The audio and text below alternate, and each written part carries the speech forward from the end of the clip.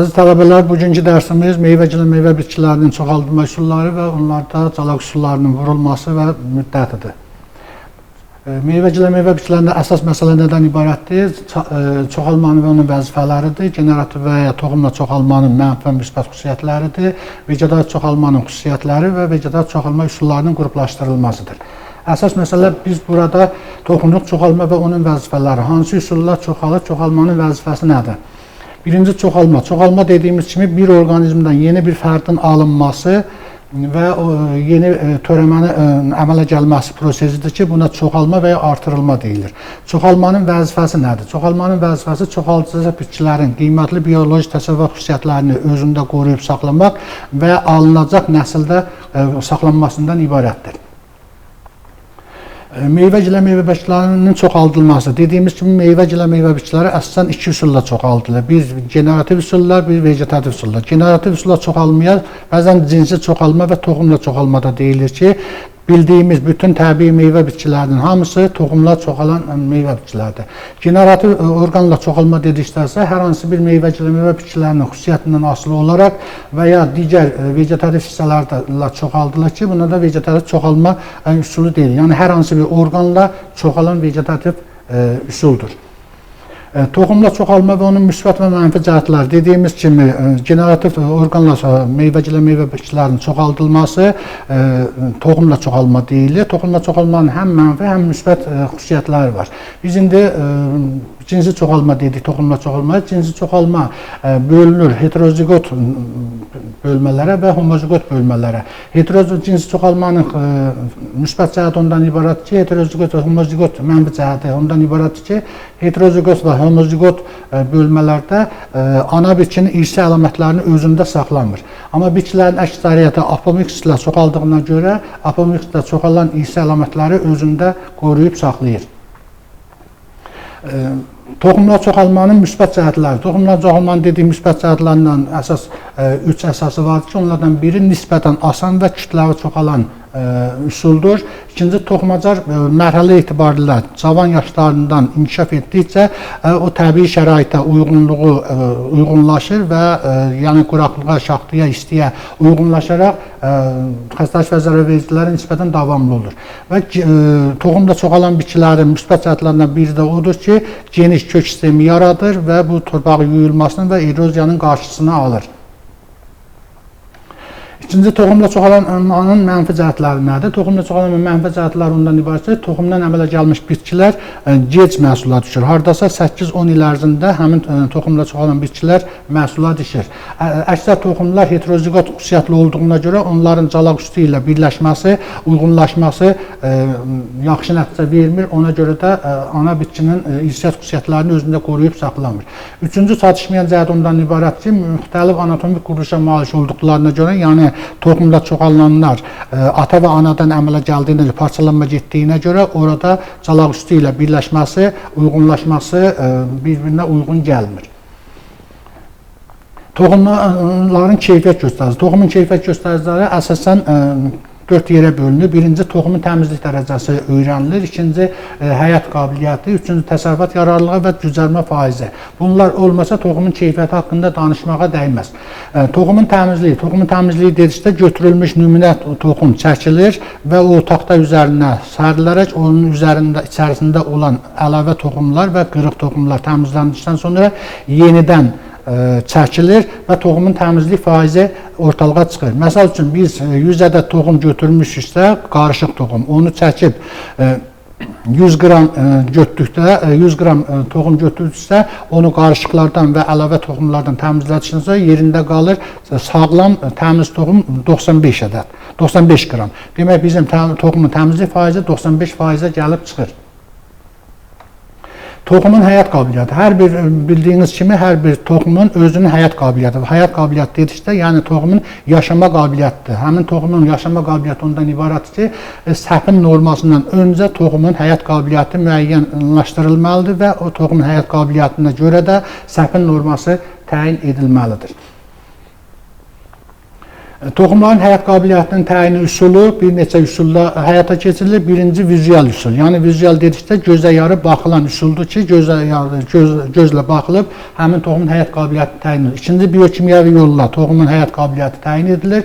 Üçüncü təcrübi düzəltmə yoludur. Yəni götürülmüş toxumları təcrübədə keçirərək 5-10 dənəsinin düzəldilməsi götürülür və onun ərzində toxumun həyat qabiliyyəti yoxlanılır. İkinci mexaniki, yəni zibillərdən təmizlənməsidir. Üçüncü fiziki yolladır və orqanoekologik yolladır ki, orqanoekologik yol dedikdə də toxumların həyat qabiliyyəti, yəni canlılığı nəzərə alınır.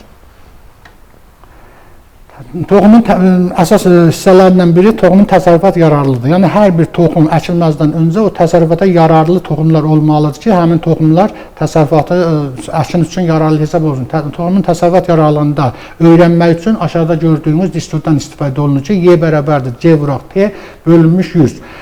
Burada Y təsərrüfat yararlılığı, C cücərmə faizi, T isə təmizlik faizidir. Misal üçün qeyd edək ki, bizim toxumun cücərmə faizi 96%, təmizlik faizi 97% isə biz 96-nı vururuq, 97-yə bölürük 100-ə, tapırıq ki, bizim əlimizdə olan toxumun təsərrüfat yararlılığı nə qədərdir? Cücərmə enerjisi. Cücərmə enerjisi deyəndə nə başa düşürük?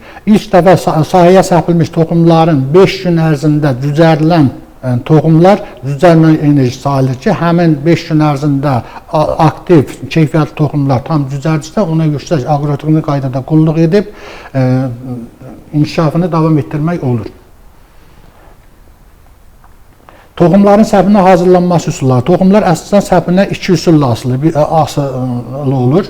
Yəni 2 üsuldan ibarət olaraq toxumlar səpinə hazırlanır. Biri strafikasiya üsulu, biri skrafikasiya üsulu. Strafikasiya üsulu dedikdə toxumların bir çox suprastatlarda toxuma səpinə qədər hazırlanır. Bu suprastatlar deyəndə ya çaylaq qumu, ağac kəpəyi və ya torf götürülür.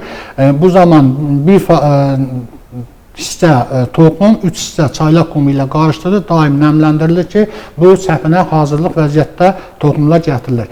İkinci bir tərəfdən tələb olunan şəraitdə aşağı temperaturda 0 və müsbət 5 dərəcə temperaturda uzun müddət olaraq yüksək nəmliliyi normal halda saxlamaqla 100% nəmlik təmin edildikdə toxumlar strafikasiyadan keçir. Üçüncü skrafikasiya toxumlar dedikdə toxumların qabığı sərt olan möhkəm toxumlardan söhbət gedir ki, bunların cücərmə faizi aşağı olduğuna görə cücərmə faizi aşağı olmur. Əksinə gec cücərdiyinə görə onlar 90-100 dərəcə qaynar suda 10-15 dəqiqə saxlandıqdan sonra həmin toxumlar səpinə hazır vəziyyətə gətirilir. Vegetar çoxalmanın xüsusiyyətləri. Vegetar çoxalmanın xüsusiyyətləri hansılardır?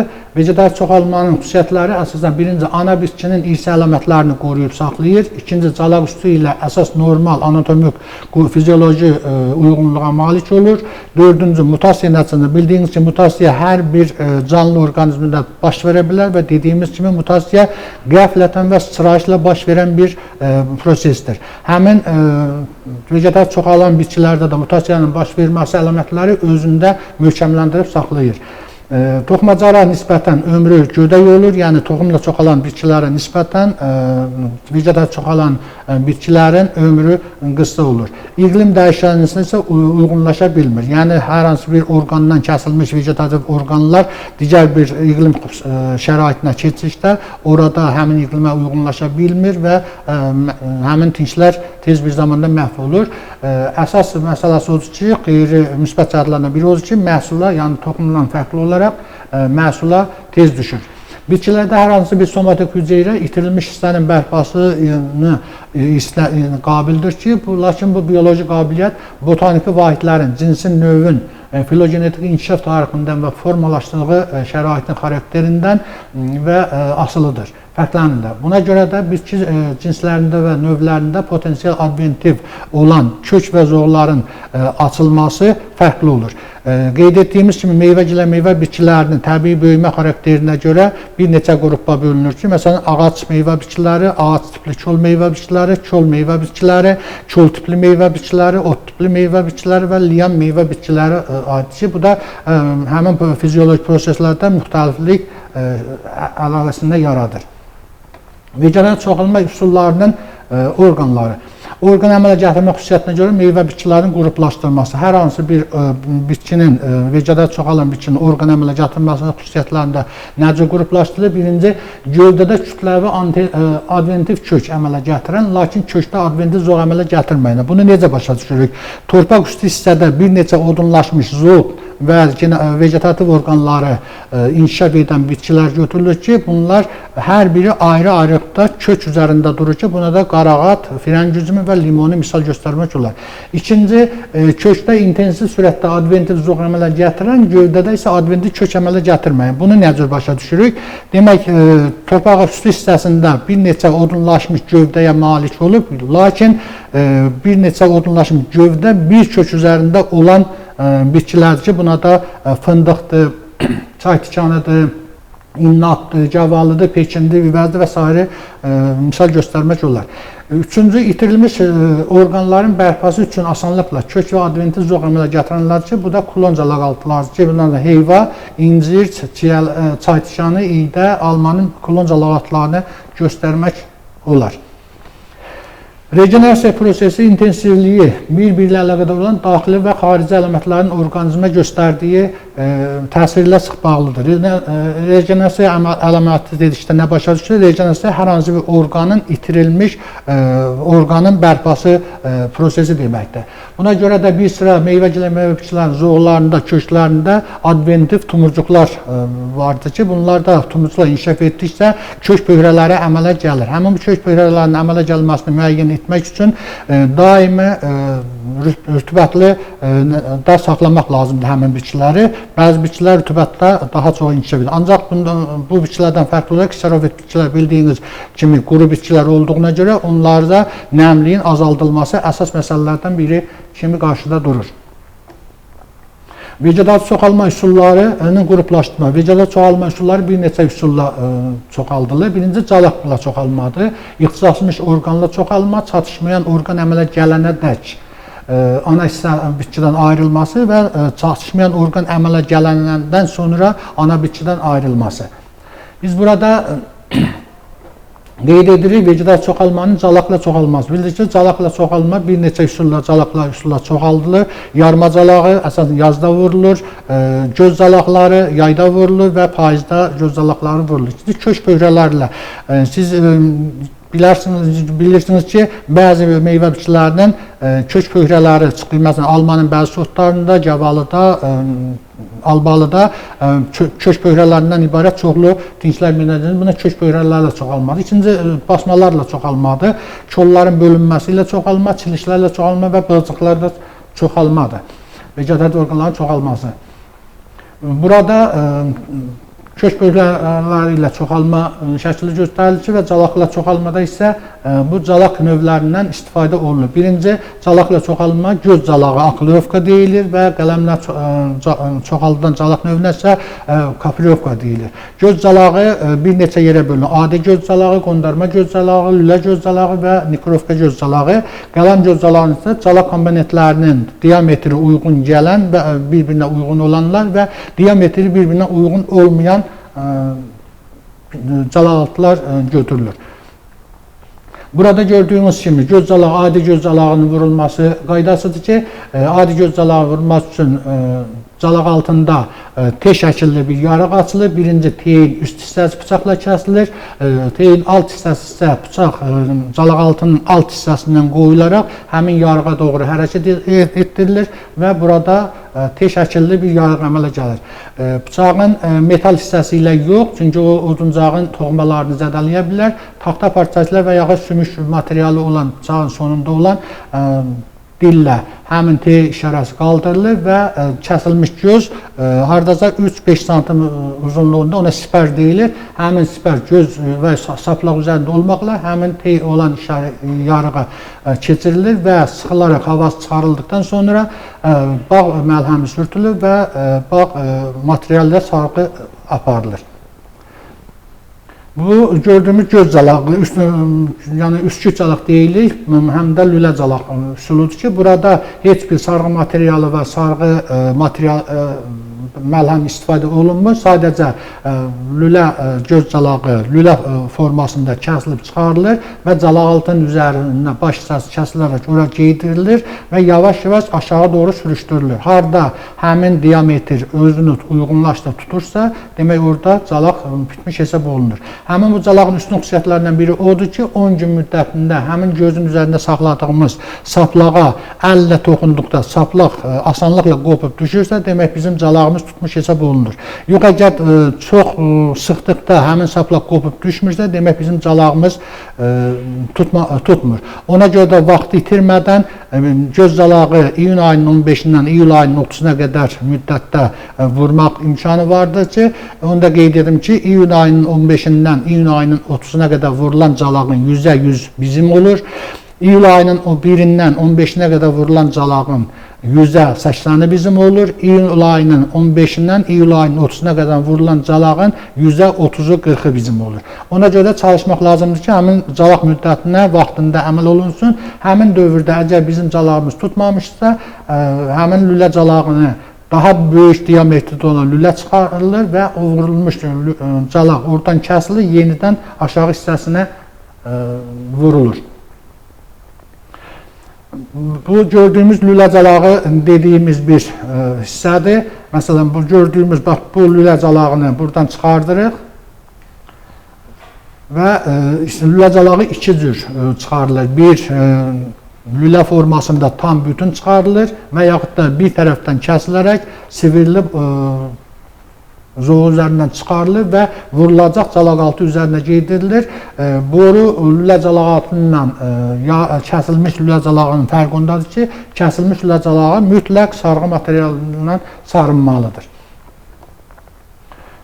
Nikolaevka göz calağı da götürdüyümüz sipəri dediyim kimi 3-5 cm uzunluğunda sipər götürülür və qabıq yarılaraq onun içərisinə geydirilir və ağ məlhəmi ilə məlhəmli və sarınır. Qələm calağı üsulları isə dediyimiz kimi yazda aparılır. Diametrdən asılı olaraq qələm calağı 2 və ya 4 yerə bölünür. Yuxarıda gördüyünüz 1, 2, 3-cü şəkillərdə yarma calağıdır ki, yazda vurulur və onun diametrindən asılı olaraq 2 və 4 yerə bölünə bilər. 4-cü, 5-ci şəkildə gördüyümüz isə qondarma calaqdır ki, o həmin calaq-altının böyük yan hissəsindən qabığı soyulur və həmin zoğlar ora daxil olur və sarğı materiala salınır. 6-cı, 7-ci şəkildə gördüyünüz isə dil və ya qondarma calaqdır ki, dil calağı. Dil calağının vurulmasında calaq-altı ilə calaq-üstünün diametri eyni ölçüdə olduqda daha yüksək keyfiyyətli tutma ehtimalı olur.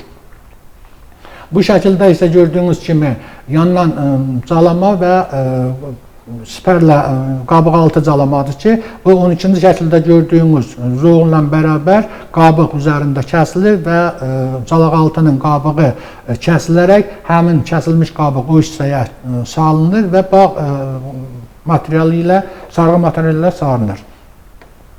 Bundan sonra meyvəcilər, meyvə bitkilərinin bəzilərində bığcıqlar çoxalmalıdır. Bilirsiniz ki, bığcıqlar çoxalan bitki əslən çiyələk bitkisində həyata keçirilir. Çiyələk bitkisi, burada gördüyünüz kimi çiyələk bitkisinin bığcığının hər bir yarpaq tumurcuğundan torpağa dəydiyi yerdə kök atır və oradan yeni bitkilər əmələ gəlir. Yəni bu bitkidə hər bir yarpaq qoltuğundan torpağa dəydiyi yerdə oradan kök əmələ gətirir və bitkilərin sayı artır.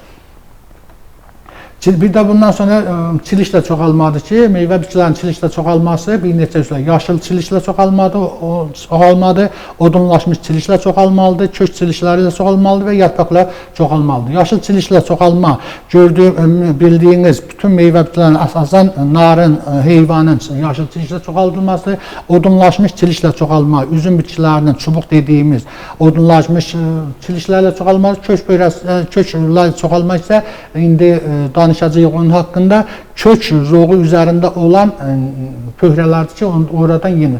Yarpaqla çoxalma isə bizim bildiyiniz kimi kafedramızda yeni fəaliyyət göstərən biotexnologiya laboratoriyası fəaliyyət göstərici. Burada Əli müəllimin rəhbərliyyətində həmin dediyimiz yarpaqla çoxalma işləri həmin laboratoriyada geniş işlər aparılır. Burada gördüyünüz çilişlə çoxalan şəkillərdir.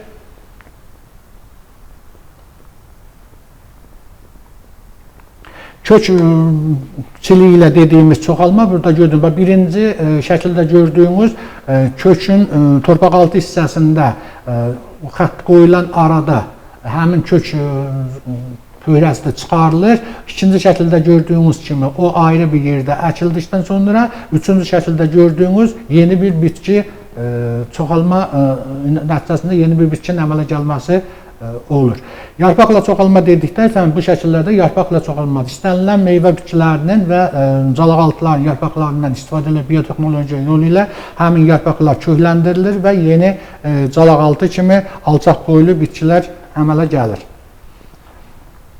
Kolların bölünməsi ilə çoxalma deyilir. Kolların bölünməsi ilə çoxalma bir neçə kök üzərində bir neçə gövdənin olması ilə olan bitkilərdir ki, onlar köklərin bölünməsi ilə çoxalanır. Bax, bu şəkildə gördüyünüz kimi kök hissəsi də müxtəlifdir və zoğlar da müxtəlif olduğunca həmin köklərin bölünməsi ilə çoxalma işləri həyata keçirilir. Bir də var basmalarla çoxalma. Basmalarla çoxalma bildiyiniz kimi havada basma var, şaquli basma var, üfüqi basma var, ilanvari basma var ki, bunlarda basmalar nəticəsində çoxalır. Basmalar nəticəsində çoxalınca bunları sadaladıq, üfüqi, şaquli basmalar. Bunlar haqqında məlumat verir. Bax, bu gördüyünüz şaquli basmadır. Hər bir meyvə bitkisinin, kol bitkilərinin istənilən budağını torpağa şaquli istiqamətdə əyib basırıq. Üzərinə torpaqlıqdan sonra oradan yeni köklər verir və yeni bitkilər əmələ gəlir.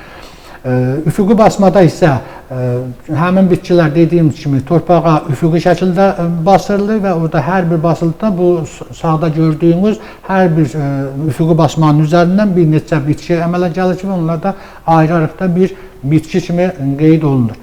Burada gördüyünüz qövsü basmadır. Qövsü basma ilə üfüqi şaquli basmanın fərqi ondan ibarət ki, qövsü basmada torpağa basırılmış basmanın zoğun uç hissəsi eşikdə qalır. Torpağa basılmış hissəsindən kök verir və o kök verdikdən sonra ana bitkidən kəsilərək ayrılıb yeni bir bitki kimi həyata qədəm qoyur. Havada basma dediyimiz naxçıvan müxtəlifə əsasən çətin inkişaf edən, kökləndirilən qələmlərdə, bitkilərdə gedir və əsasən limon bitkisini havada basma ilə çoxaldırlar. Buna el arasında kaşok da deyilir. Yəni istənilən meyvə bitkisinin zoğ hissəsindən 3-5 sm uzunluğunda qabıq çıxarılır və ora putulka və yaxud da möhkəm plyonka qoyulub, alt hissədən və üst hissədən sarınır və nəmləndirmək üçün yer qoyulur. Həmin içərisinə üzvü maddə ilə zəngin olan torpaqlar doldurulur və nəmləndikdən sonra 2 ay müddətində, maksimum 3 ay müddətində həmin kəsilmiş yerdən yeni kök verir və o ana bitkidən kəsilərək yeni bir bitki kimi həyata qədəm qoyur. Şəkildə gördüyünüz kimi kök böhrələrində, tumucuqlarla yeni bitkilər əmələ gəlsə, o da ana bitkidən ayrılır və yeni bitki kimi həyata qədəm qoyur. Diqqətinizə görə təşəkkür edirik.